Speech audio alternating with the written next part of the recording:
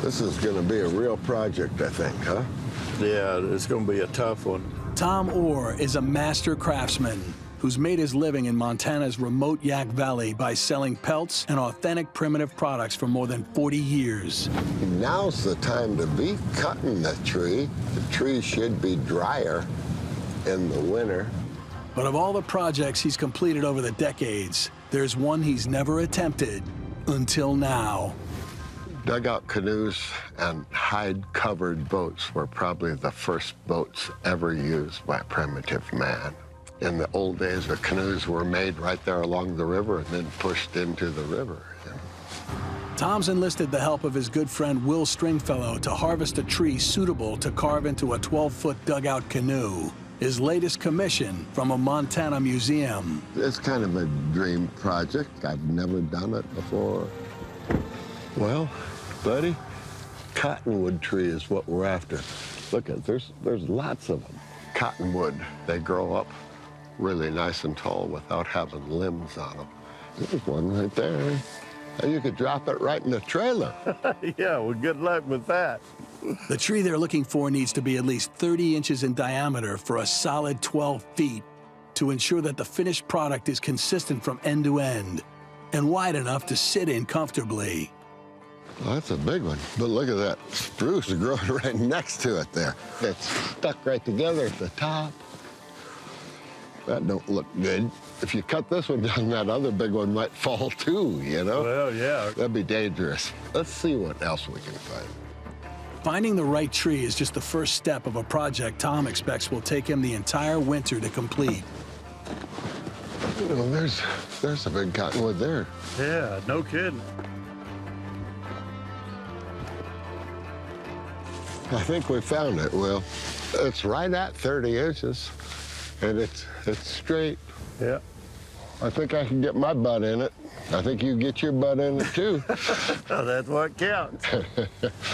Tom's felled hundreds of trees in his time, but this 4,000-pound cottonwood is no ordinary timber. And at 76, he's not as nimble as he once was. All right, well, let's get to cutting it. All right. You cut down the tree like this very carefully because you don't know which way it might go or if it's going to hang up in another tree or going to fall on you. So it's very dangerous work. Once the tree starts going, you turn and run. Whoa, get back. Oh,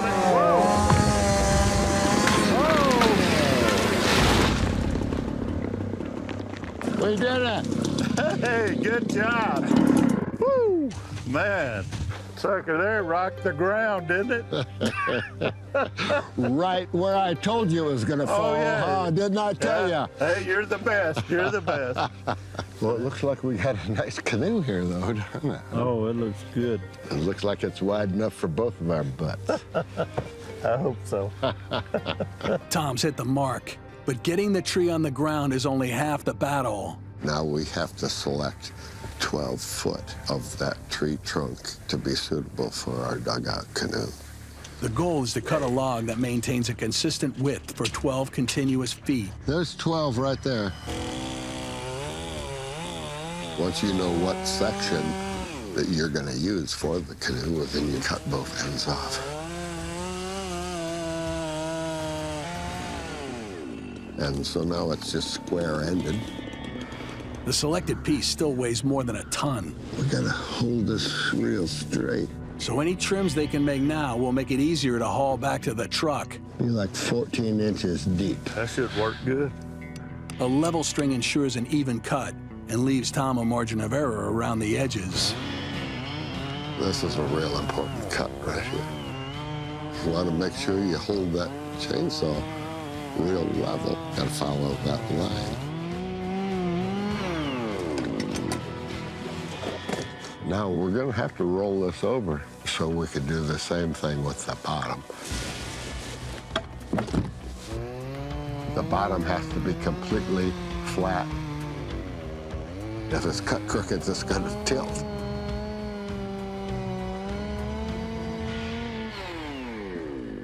All right. Did we do it? I think you got her, buddy.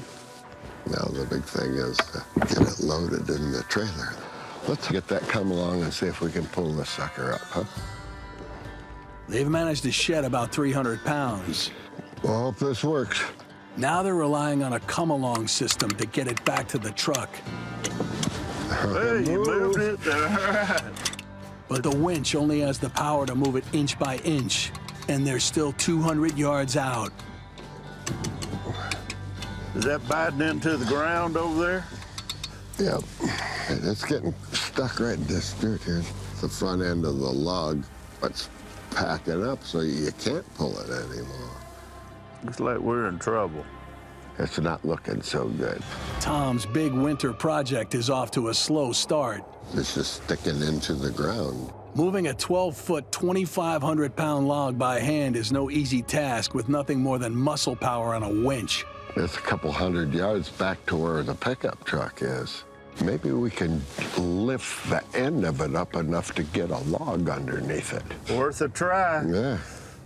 My plan is to hook the come-along in a tree Okay. and raise the front end of the log. We're gonna try to put these logs underneath it so it keeps it up off the ground. This dugout canoe. This whole project is gonna be very laborious, but I'm game for lots of things. You know, that experience of creating something, how do you do that, you know? You got it? Yep. That's what we live for. All right, are we about ready? You damn right we are. The logs cut out lots of the friction, so now when we put pressure on it, we can pull this log out. Yeah, that looks good, Tom. It's going slow, but it's happening.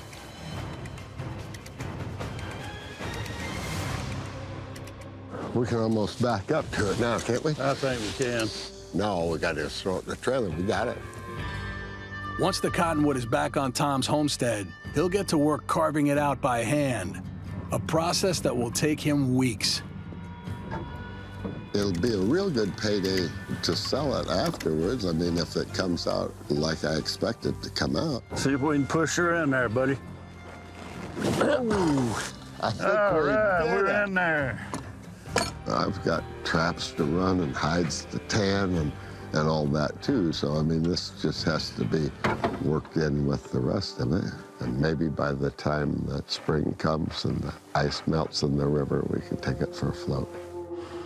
Maybe we'll get the girls to unload it for us. Yeah.